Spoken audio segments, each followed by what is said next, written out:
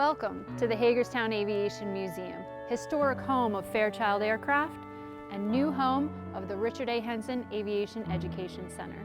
I'm Hagerstown Rosie, and we are delighted to have you with us today. Come with me as we explore 100 years of aviation history in Hagerstown, Maryland. The first flight of the Wright brothers in 1903 captured the imagination of people worldwide. Giuseppe Belanca was one of those captivated by early flight. In 1916, Belanca designed, built, and flew the first airplane manufactured right here in Hagerstown. The Belanca CD was a small biplane with a 3-cylinder engine. It took its first flight in September of that year from a grass field just south of Hagerstown, known as Dobbs Meadow. With the United States entering World War I in 1917, there was an urgent need for training airplanes. Wanting to capitalize on this need, Belanca improved his design and created the Model CE, which was a small biplane with a 6-cylinder engine. The war ended in 1918, before the CE could go into production, with only a few being built at the Pope Avenue factory in Hagerstown. Lou Reisner, who had worked for Belanca, started an aircraft repair company in 1921. A few years later, he joined up with a local shoe manufacturer, Ammon Crider, to start the Crider-Reisner Aircraft Company. They created a prototype biplane called the C-2 in 1926, which became the KR-31 Challenger, and started production the very next year. Around 300 aircraft were manufactured over the next 3 years, making it Hagerstown's first mass-produced aircraft. Business was booming for the Crider-Reisner Aircraft Company, and they needed more space. North of Hagerstown, near the Pennsylvania state line, the company bought 60 acres of land. Crider-Reisner built a wooden hangar and a grass runway to test fly and sell airplanes. Today, that historic site serves as the Hagerstown Regional Airport. Inventor, engineer, and manufacturer Sherman Fairchild of New York noticed how fast Crider-Reisner was growing. He purchased the company to add to his own in 1929, and with his own money, built a modern factory to increase production. The first aircraft designed and built under Fairchild's ownership was the Model 22, a high-wing monoplane with 2 open cockpits. Sherman Fairchild asked local aviator Dick Henson of Henson Flying Service to test fly the new airplane. This request started a relationship that would last the next 30 years. The success of the Model 22 led to a closed cabin version, the Model 24, in 1932. The design was changed and improved through the 1930s to become a 4-passenger luxury airplane. It became known as the Cadillac of the air and was used by wealthy businessmen and movie stars. Towards the end of the 1930s, with World War II on the horizon, Sherman Fairchild's chief engineer, Armand Thieblot, began to design an airplane to train military pilots. It was a low-wing monoplane, much like the fighters the pilots would eventually fly.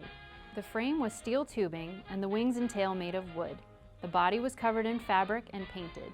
This design left essential materials like aluminum available for fighters and bombers. Fairchild won the Army Air Corps competition for primary trainers in 1939, receiving an order for 270 PT-19s. This was the largest order they had ever received, and they were needed as soon as possible. New factory space was being built in December of 1941 when the United States was attacked at Pearl Harbor, Hawaii, and forced into World War II. The demand for PT-19 training planes increased so suddenly that the Fairchild factory couldn't keep up. Fairchild came up with a plan to use other local industries in and around Hagerstown to manufacture parts and components of the planes. Once those were complete, they would be trucked to the Fairchild factory for final assembly. This became known as the Hagerstown system. And this is where I come in. With the surge in production and men headed off to war, thousands of new workers were needed. Women like me, known as Rosie the Riveters, answered the call and were trained how to rivet, weld, operate machines, and so much more. The Hagerstown community came together like never before to support our troops. By 1943, production of the PT-19 was in full swing, and a new flight test hangar, known as the Dome, was under construction. Steel was needed for the war effort, so architects had to design a different type of building. The dome was built entirely out of wood, including large laminated wood arches that were used as the structure and 6 giant hangar doors that allowed access to the inside. This is the historic dome hangar you are in today and one of the few remaining wood hangars from World War II. This hangar was the center of flight testing, which was headed by Dick Henson. This was also the site where finished airplanes were picked up and flown to training bases throughout the US and Canada, mostly by the Women Army Service pilots, who were known as the WASPs. With almost the whole world at war, moving cargo and personnel to the front lines became critical. The military was using commercial airliners, but they weren't ideal for the task. Fairchild Chief Engineer Armand Thieblot came back to a design idea he had thought of in the early 1920s. The design, which became the C-82 Packet, had twin tail booms, a fuselage the size of a railroad boxcar, and clamshell doors that swung open for easy loading and unloading of cargo. The U.S. Army Air Force saw the design and ordered 100 C-82s based solely on the concept and Fairchild's reputation. This order required the construction of a massive new assembly building for the C-82's production. The prototype was test flown on September 10, 1944, and deliveries of the finished cargo planes started only 9 months later. In total, 283 C-82 Packets, nicknamed the Flying Boxcar, were produced by the end of 1948. While the C-82 did not make it to the front lines in time to participate in World War II, 5 C-82s participated in the historic Berlin airlift, providing food and supplies to those suffering from the Soviet blockade. An improved version of the C-82 sported a sleeker design, more powerful engines, and a new official name, the Fairchild C-119 Flying Boxcar.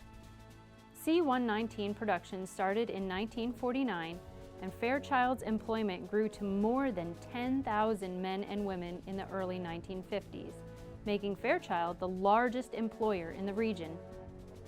The Fairchild C-119 served around the globe, most notably in the Korean War, where the sound of its radial engines informed the troops that fresh supplies were on their way. Production ended in 1955 with 1,183 flying boxcars coming off the line for the US, Canada, Taiwan, and several other countries. As C-119 production ended, Fairchild received a contract to build the C-123 Provider, designed by Chase Aircraft. It was a twin-engine cargo plane with a built-in rear ramp for fast loading and unloading of vehicles and cargo. During the Vietnam War, 2 jet engines were added to the C-123 to assist on takeoff from short jungle airstrips. In 1955, Fairchild joined with Fokker Aircraft of Holland to help design and build the F-27 commercial airliner. It was a twin-engine turboprop and the first commercial aircraft with jet engines used by any U.S. airline. Both the F-27 and longer F-227 were used by many regional airlines and corporations from the 1950s through the 80s. Fairchild acquired Republic Aviation of Farmingdale, New York in 1965, which led to the last and best-known aircraft built by Fairchild, the Fairchild Republic A-10 Thunderbolt II, nicknamed the Warthog. From 1976 to 1984, 713 of these close air support aircraft, with their unique sight and sound, were manufactured in and test flown over Hagerstown. Fairchild aircraft production ended with the departure of the last A-10, and the factory was closed.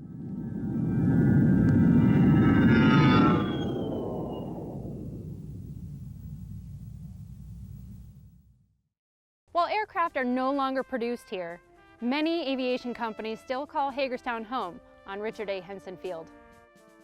Let's go take a look at the airport today in our 1943 Fairchild PT-19.